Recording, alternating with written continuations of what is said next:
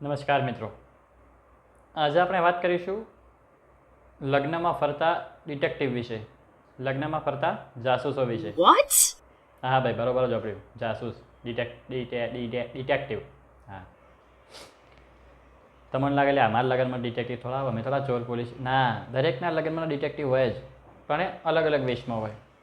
Suppose કે તમારા લગ્નમાં, તમારા નહીં, તમારા ઘરમાં કોઈના લગ્ન હોય, કુટુંબ પરિવારમાં, તો મારા જેવા કુંવારા તો ઘણા આવતા જ હોય. મારા જેવા કુંવારાના મમ્મી, ફઈબા, માસીબા, આ બધો ડિટેક્ટિવ હોય. ભાભી, આ બધો એક જાસૂસની જેમ આખા પ્રોગ્રામમાં ફરતો હોય, ખાલી એક કન્યા શોધવા માટે.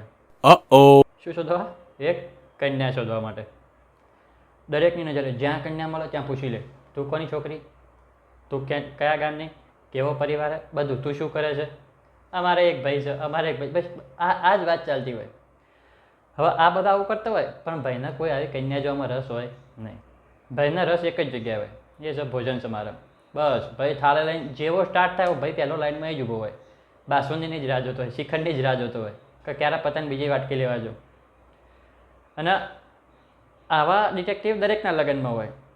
પાછા ભાઈને આવું કોઈ પડી ના આવે. પાછા અમુક તો ફઈબાઓ કેવું કરે, એટલો બધો ઉત્સાહી થઈ જાય, એટલો બધો ઉત્સાહી થઈ જાય કે ગમે તે છોકરી મળી પૂછી લે. હવે એક કિસ્સો કહું, એક જણના લગ્નમાં આવો જ એક ફઈબા હતો. એવાને એક જણને બોલાવી, હા કે સરસ લાગે, બધું પૂછ્યું. પછી કે ત્યાં અમારે એટલે એના પછી પેલી છોકરીને ખ્યાલ આવ્યો ધીમે ધીમે, અમને બધી વાત કરીને કે શું ભણે છે, કે કયું ગામ, આવું બધું. પછી એમ કીધું કે મારે બી મારો ભત્રીજો છે જ એમ. પેલી કે પણ આંટી, હું તો કન્યાની ફ્રેન્ડ છું, હું કંઈ તમારા સમાજની નથી. આંટીનું પોપટ થઈ ગયું. એટલે આવા દરેકના લગ્નમાં ડિટેક્ટિવ ફરતા હોય. તમે ધ્યાનથી જુઓ ને તો તમને મળશે. જોજો જરૂર. જય હિન્દ, જય ભારત.